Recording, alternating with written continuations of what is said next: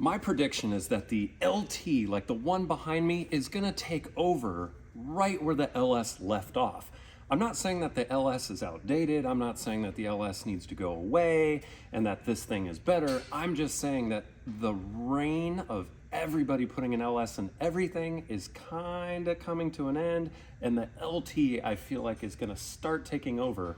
And here's why. An LS made absolute sense in the racing world, in the hot rodding world, when you could buy one for 500 bucks, maybe $1,000. You could stuff a bunch of boost into it, you could blow it up, and you went to the junkyard and you got another.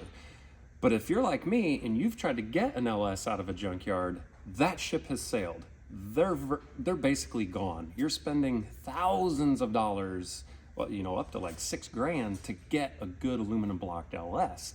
However, there is a whole lot of 2,500 service trucks with these 6.6s that are gonna be coming into the junkyards. They're gonna get miles put on them, they're gonna get wrecked. And these blocks have already supported 2,000 horsepower. So all your racing guys that wanna make 1,000, 1,500, these are gonna become the new junkyard LS. Plus, these motors came with like the LT4, so you're gonna start finding guys with factory LT4 short blocks, and those things can make 1,000 wheel, no problem whatsoever. And they were in Camaros and Corvettes, so there's gonna be a lot of those hitting the junkyards as well.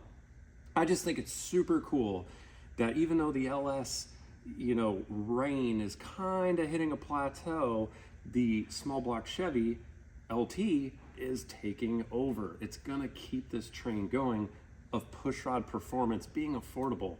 And I love seeing stuff like this ProCharger crank drive, so that way guys can make 2,000, 2,500 horsepower, and the whole blower assembly is bolting directly to the block and the crankshaft. I already know there's going to be tons of aftermarket cylinder heads, aftermarket blocks. Guys are getting rid of the direct injection. They're doing port injectors with intake manifold swaps. The whole thing is cool. Let me know in the comments if you think the LT is going to supersede the LS, and do we think records are going to fall and this will be the new king of the track?